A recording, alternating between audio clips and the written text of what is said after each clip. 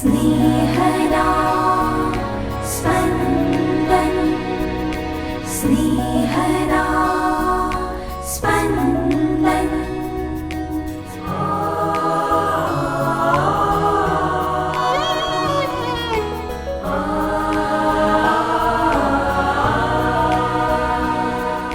સામાન્ય કાર્ડનો 21મો રવિવાર. દુનિયામાં દરેક વ્યક્તિને કોઈને કોઈ જવાબદારી સોંપેલી છે. મારા ઘરમાં, બહોળા પરિવારમાં, સમાજમાં, નોકરી ધંધાના સ્થળે, શાળા મહાશાળાઓમાં મારે બીજાને મારી વર્તણૂકથી દાખલો બેસાડવાનો છે. એ જવાબદારી અદા કેવી રીતે કરી શકાય એ આજનો શુભ સંદેશ બતાવી આપે છે.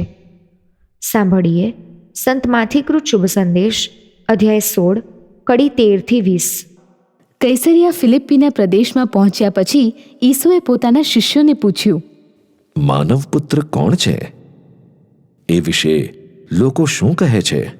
તેમણે જવાબ આપ્યો, કેટલાક કહે છે કે સ્નાન સંસ્કારક યોહાન, કેટલાક કહે છે કે એલિયા, તો વળી બીજા કહે છે કે ઇર્મિયા અથવા કોઈ બીજા પૈગંબર. ત્યારે ઈસુએ પૂછ્યું, પણ તમે શું કહો છો? હું કોણ છું? સિમોન પીતરે જવાબ આપ્યો, આપ તો ખ્રિસ્ત છો, ચેતન સ્વરૂપ ઈશ્વરના પુત્ર. એટલે ઈસુએ કહ્યું, યુના પુત્ર સિમોન, તું બળભાગી છે, કારણ કોઈ માણસે નહીં પણ મારા પરમપિતાએ તને આ સત્ય જણાવ્યું છે. અને હવે હું પણ તને કહું છું કે તારું નામ પીતર એટલે ખડક છે, અને એ ખડક ઉપર હું મારા ધર્મસંઘની ઇમારત ચણનાર છું, અને એની આગળ મૃત્યુનું પણ કંઈ ચાલશે નહીં.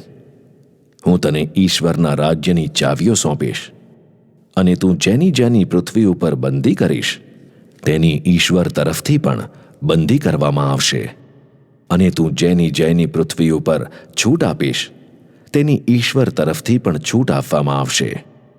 ત્યાર પછી તેમણે પોતાના શિષ્યોને આજ્ઞા આપી કે હું ખ્રિસ્ત છું એવું કોઈને પણ કહેશો નહીં.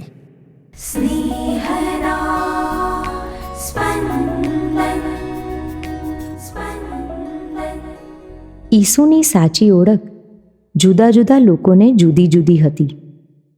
સૌથી સામાન્ય ઓળખ એ સુથાર યોસેફનો દીકરો, જે નાસરેતનો વતની હતો, જ્યાંથી કશુંય સારું નીપજી ન શકે એવી લોકવાયકા હતી. શિષ્યો લોકોના મત મુજબ કોઈ ગુરુ, કોઈ પૈગંબર, એલિયા કે સ્નાન સંસ્કારક યોહાન, ઇર્મિયા ફરી આવ્યા છે એવી માન્યતા ધરાવે છે એવું ઈસુને જણાવે છે. આ માન્યતાઓમાં લોકોને વ્યક્તિગત અનુભવનો આધાર હતો, કોઈ ઠોસ આધાર નહીં. તેથી જ તેઓ ઈસુ ઈશ્વર પુત્ર ને આવનાર ખ્રિસ્ત છે એવું માનતા નહોતા. પણ પછી ઈસુ શિષ્યોને પૂછે છે કે તેઓ ઈસુ કોણ છે એ વિશે શું માને છે. બધા શિષ્યોમાં સિમોન પીતર જવાબ આપે છે, આપ તો ખ્રિસ્ત છો, ચેતન સ્વરૂપ ઈશ્વરના પુત્ર. ઈસુ તેના જવાબને બિરદાવતા કહે છે કે તે બળભાગી છે, કેમ કે ઈસુને સાચી રીતે ઓળખવાની દિવ્ય કૃપા પરમપિતાને આભારી છે. જે જ્ઞાન શાસ્ત્રોના પંડિતોને પણ લાદ્યું નહોતું તે નિરક્ષર એવા પિતરને ફક્ત ઈશ્વર કૃપાથી લાદ્યું હતું. આજે આપણને કોઈ આ જ પ્રશ્ન પૂછે તો આપણો જવાબ શું હોઈ શકે? આજે તો જગત આખામાં ઈસુની ઈશ્વર પિતાના પુત્ર અને મુક્તિદાતા તરીકેની ઓળખ બિન ઈસુપંથી માણસો, જેઓને સામાન્ય જ્ઞાન હોય એમને પણ હોય છે. પણ આજે આપણે જેઓ સ્નાન સંસ્કાર પામીને ઈસુના અનુયાયી તરીકે જીવવા માટે સમર્પિત છીએ, એમને પણ ધર્મ શિક્ષણના સવાલ જવાબ મુજબ નહીં પણ વ્યક્તિગત રીતે ઈસુની ઓળખ આપવાનું કહે તો કદાચ આપણા જવાબ પણ ઈસુના સમયમાં જે રીતે લોકોના પોતાના અનુભવને આધારે જુદા જુદા મત હતા એ પ્રમાણેના હોઈ શકે. ઈસુમાં પ્રભુ અને મુક્તિદાતા તરીકેની આપણી શ્રદ્ધા વારસાગત હોવા છતાં એનો પાયો ઈશ્વરની કૃપા પર ચણાયો હોય છે. શ્રદ્ધા એ મૂળભૂત રીતે ઈશ્વરીય ભેટ છે. ઈશ્વર શ્રદ્ધાનું બીજ વાવે પછી એને પ્રાર્થના, શાસ્ત્રપાઠ, ઈશ્વરની આજ્ઞાઓના પાલન અને ઈસુપંથી જીવનના આધારશિલા સમાન પ્રેમ, ક્ષમા અને કરુણાના આધારે આજીવન ટકાવી શકીએ. શ્રદ્ધાના જતનની જવાબદારી વ્યક્તિગત છે. ધાર્મિક મા બાપના બાળકો એમના જેવી શ્રદ્ધાથી ધર્મપાલન કરે એવું ચોક્કસપણે કહી ના શકાય. આપણો સંન્યસ્ત વર્ગ પણ આમાં અપવાદરૂપ નથી. સંન્યસ્ત વર્ગમાં પણ ઘણા શ્રદ્ધા ગુમાવી બેઠા હોય એવા કિસ્સા જાણવા મળે છે. આ પ્રસંગે જ ઈસુ સિમોનને એવું નામ પીતર આપે છે, જેનો અર્થ છે ખડક, જેની ઉપર ઈસુ પોતાના ધર્મસંઘની ઇમારત ચણવાની જાહેરાત કરે છે. યશાયાના ગ્રંથના 51મા અધ્યાયની પહેલી કડીમાં અબ્રાહમને પણ ખડકની ઉપમા આપવામાં આવી છે. જૂના કરારથી જ ઈસુને એમના સંઘની રચના ખડક તરીકે માણસોની પસંદગી કરીને કરે છે. પણ એ ખડકને રક્ષણ પૂરું પાડનાર સૌથી મોટો ખડક ઈશ્વર પોતે જ છે. સ્તોત્ર 18ની બીજી કડીમાં તેથી જ ગવાયું છે કે પ્રભુજી ગઢ છે મારો, અચલ આશરો મારો, મારો કરે ઉગારો. ઈસુ માનવી તરીકેની આપણી નબળાઈઓ અને મર્યાદાઓ સાથે આપણી પસંદગી તેમના વિવિધ કાર્યો માટે કરે છે અને પછી એમાં એમની કૃપા રેડીને એ કાર્યો પાર પાડે છે.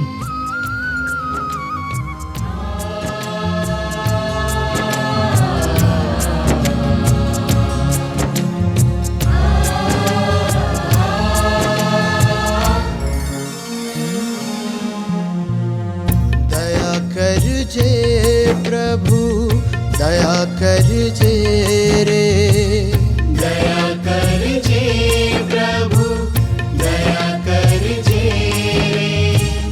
ओ प्रभु मुझ पे दया करजे रे, ओ प्रभु मुझ पे दया करजे रे.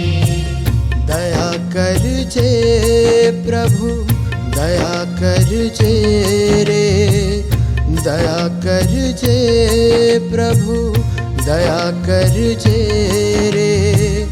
ओ प्रभु मुझ पे दया करजे रे, ओ प्रभु मुझ पे दया करजे रे, दया करजे.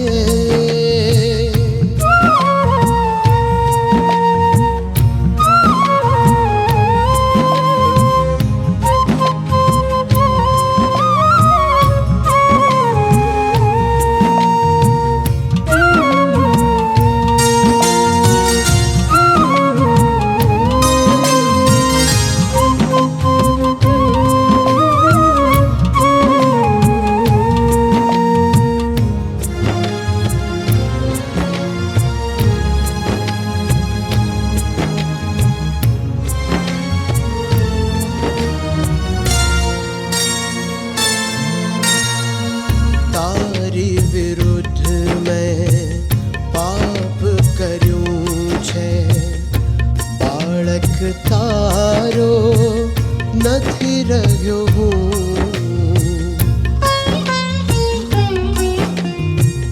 તારી વિરુદ્ધ મેં પાપ કર્યું છે. બાળક તારો નથી રહ્યો હું. ઓ પ્રભુ મને માફી દેજે, ओ प्रभु माने माफी देजे. ओ ईसु माने स्वीकारी लेजे, ओ ईसु माने स्वीकारी लेजे. दया करजे प्रभु दया करजे रे, दया करजे प्रभु दया करजे रे. ओ प्रभु मुझ पे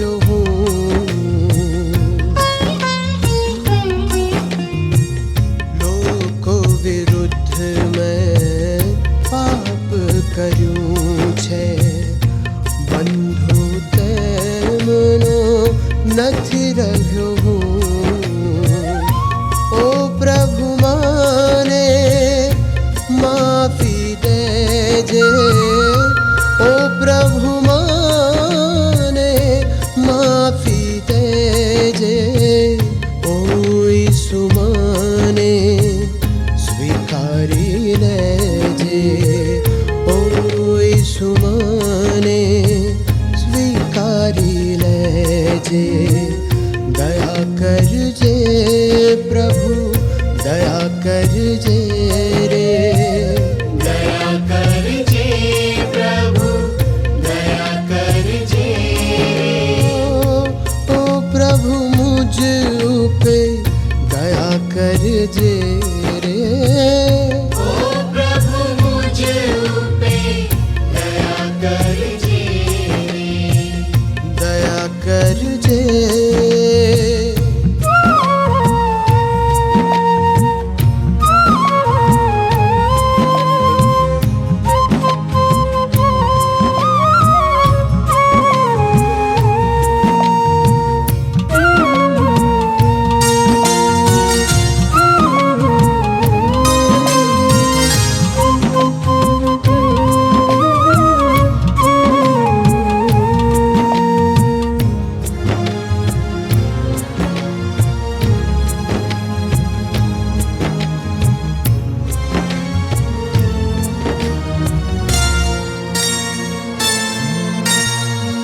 મારી વિરુદ્ધ મેં પાપ કર્યું છે માનવ જેવો નથી રહ્યો